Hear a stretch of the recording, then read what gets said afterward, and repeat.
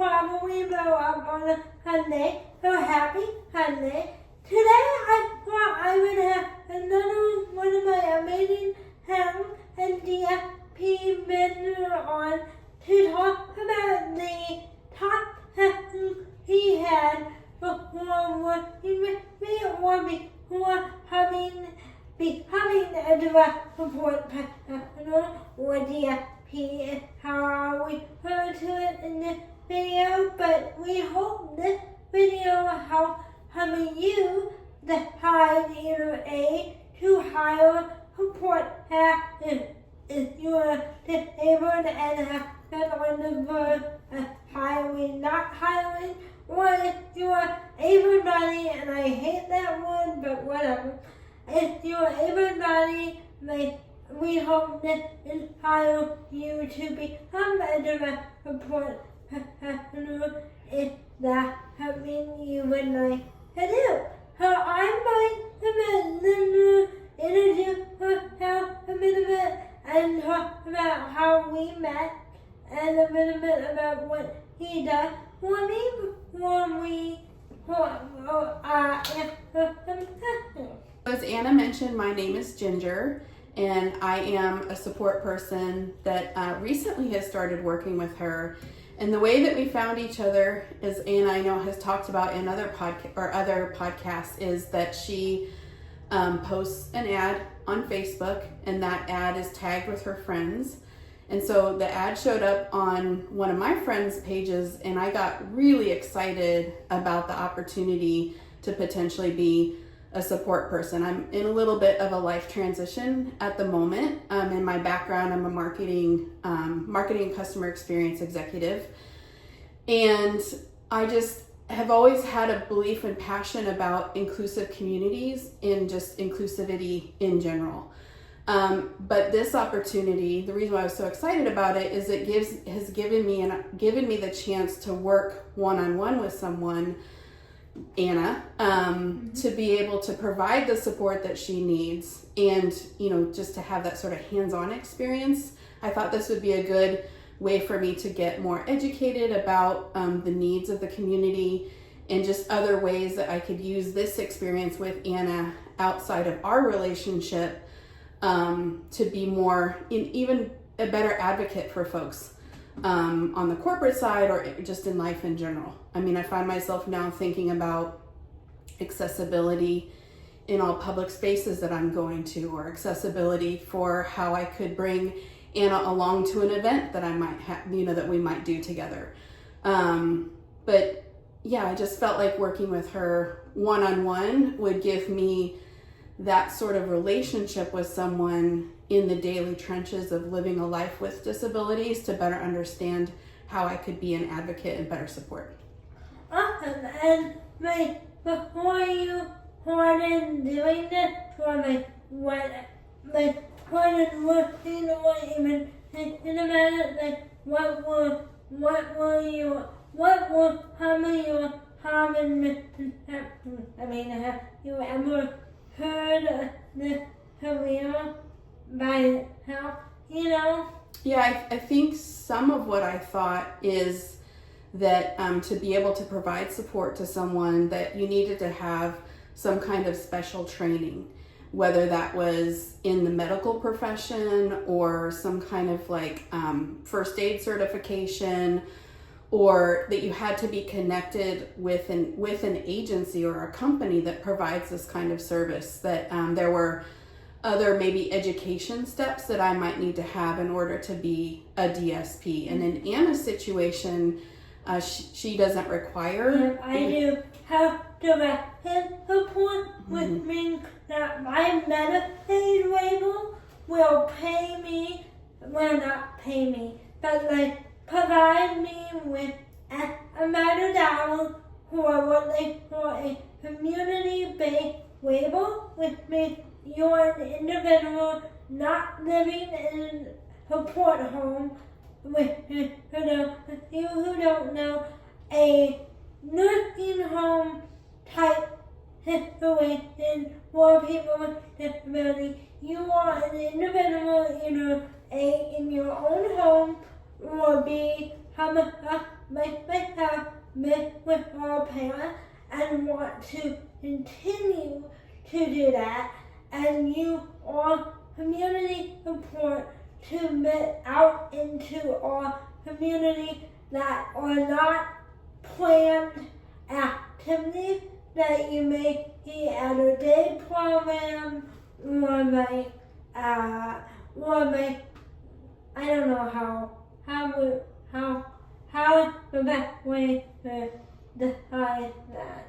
Like a sort more like group outings or planned activities that are like through a particular either organization or agency that groups of people go and do things. And I think that's a really good point, Anna, that I never even thought that I could have a relationship with you like in a one-on-one scenario, and that we could have a regular schedule throughout the week where I'm very part-time.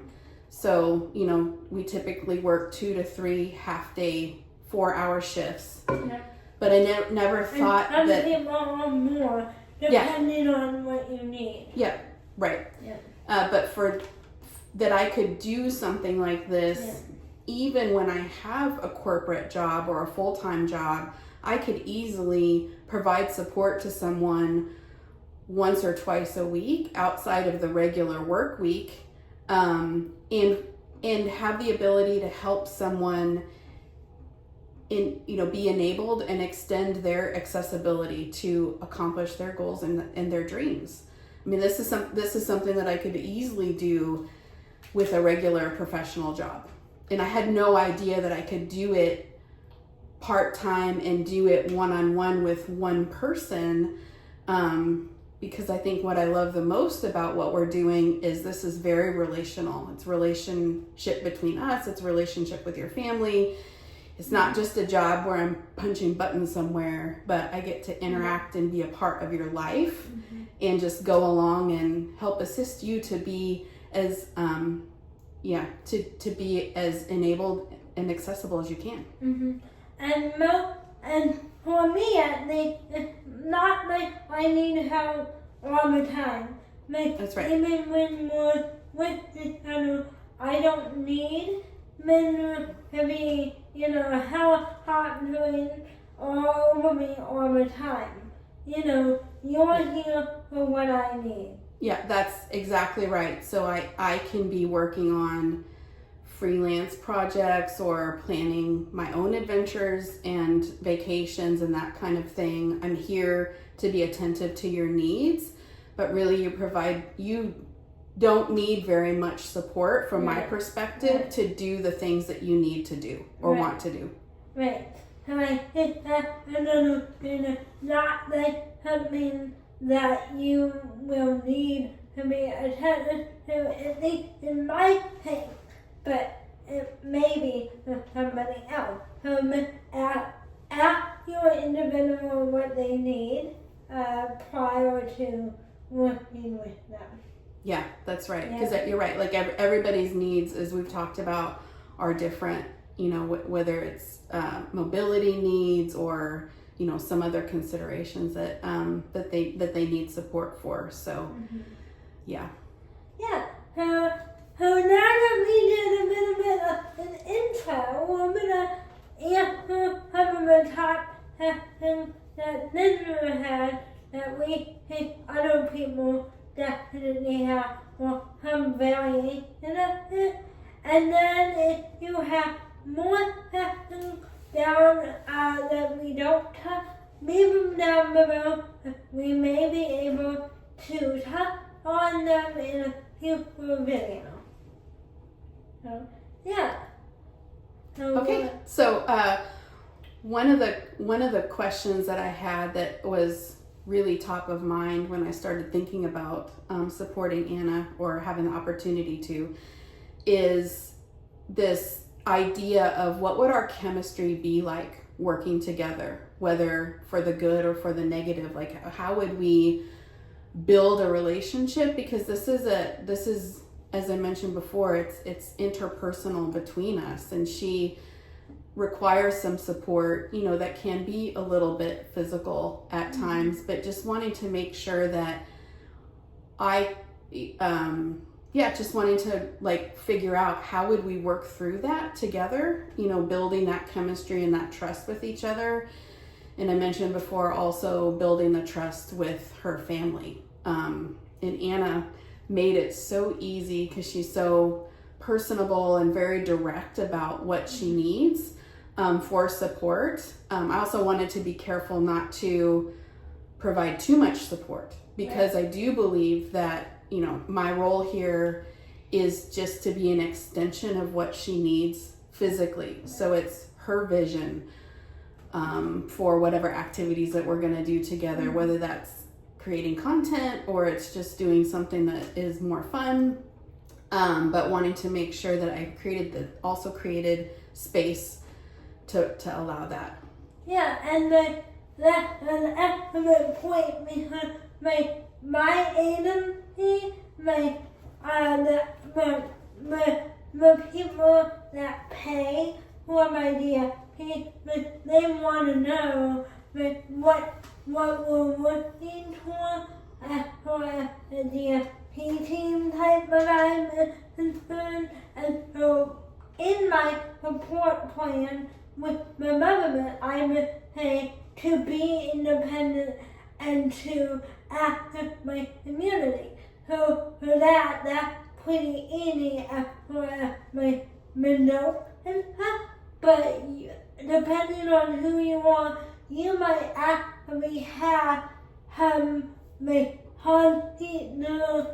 learn how to handle money, learn how to know milk department, learn how to pick out your own outfit, and that is literally what your DSP will be working on throughout the day. How when you said relationship building matters, and to me it's I want somebody who is outgoing and be able to talk to me and carry out conversations and participate in my activity with me, not somebody who's sitting on their phone, 24/7, doing it for the money or the resume or whatever.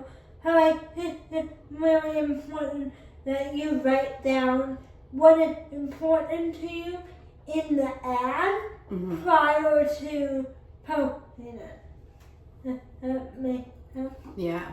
Do you have anything to add on that? Well, just your clarity of what you needed really helped me to understand more about the role as we had more conversations about it. And I think getting to know you as a very social and outgoing person, you're wanting to be out and about and doing fun things and challenging yourself. So it's just, for me, it's just fun to be a part of that. So another question that I had as I was contemplating or considering this opportunity was around, would there be any other medical needs or other hidden disabilities that I would need to be aware about, or that could create some unseen challenge in providing the support? And I think I mentioned before, did I need some kind of first aid certification or some other kind of certification in order to support Anna? But there's a responsibility to helping someone with mobility challenges, and I just wanted to make sure that I was going to be a good fit to be able to make that happen for her. But yeah, just thinking about other hidden disabilities or other health needs that she might have that I just wouldn't be aware of without getting to know her. Yeah, and I don't have any of that, but if you are I do have dyslexia and processing disorder, which I think I told you about. But if you are someone who has a medical need, I believe, depending on the my agency has a document with all types of different training that you have to read through and ask the boss if it's required or not required, and depending on your waiver that you may be working on, I'm really about a different waiver, but depending on what you have, they won't let you hire a non-certified medical professional if that's what you require. So I think a lot of you probably watching this video probably won't encounter any of that, in my opinion. Yeah. That makes sense. Yeah, and I think working together, Anna is very helpful in helping me in our day-to-day activities, better support her mobility challenges.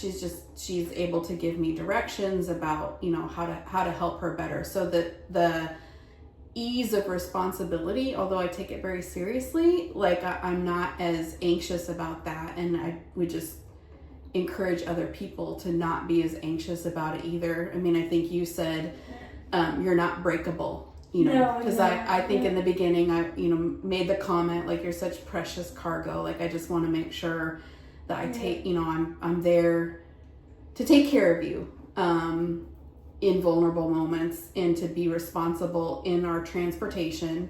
But yeah, I think just working through that together, I think we've come to a good place with that. Yeah. Anything else you want to add to that one? Not that it all I come down to communication with your person, and if you don't see that there, then maybe that's not the right fit, for you. So make sure your communication matches, because if it doesn't, that's going to be a lot harder for you. Yeah. Yeah. So I think another question that I had was really around how would I be able to learn from Anna to be a better advocate for people with disabilities? I mean, I mentioned in the intro how important that has been to me, but learning from her in a way that doesn't extract a lot of her energy or her focus, because I'm here to help support her do the tasks that we have outlined to do for the day, or go on an adventure, or whatever it's going to be, but just wanting to be open to how I can absorb from her more information about the community, more of the challenges that people in the community have, and use that information in a creative way to help be a better advocate. Yeah, and I think about it, watching how we interact, meaning with the disabled person, with our own surroundings. Yes. You can learn a lot from interacting with me, or not watching me interact with myself in community. Yeah. I hope that makes sense. Yeah, it does. I mean, you have set up at least one outing with another friend of yours that has disabilities. So there was another DSP and your friend. Yeah. So watching you interact with her and your conversations, of course, you're both very strong advocates. And then just being a part of listening to you create your content, I've learned a lot. But I mean, just practically getting into the snack area when we're at the studio or her office that she rents to be able to make content, just seeing some of the challenges of how things are constructed without a thought for people with disabilities. And maybe a building was constructed before that became law, or what it's like to go to the grocery store. You know, just being alongside her in the day-to-day things that we're doing helps me see with a different lens what the world is created and designed for, and how we all need to be, you know, stronger advocates for making sure that the community is thought through in every way. And another, if you're ever with her and you do have, and you know, another we're in happily, Yes. you know, and we're happy to have a conversation with you. Yeah, that's right. Like that's a really good point.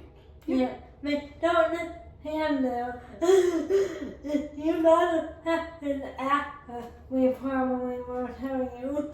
You know. I know for sure you will. Yeah. Alright, we have more, but I think we want to end it here and do another part two. Yeah. But end it here, and we'll do a part two. But if you may have any more that we don't touch on, leave them in the comments below. I read every comment. I respond to every comment as one as appropriate.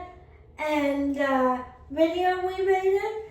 Now, when I respond to them, I don't respond to random comments. But if you like this video, make sure you actually like it. If I review, I upload twice a week.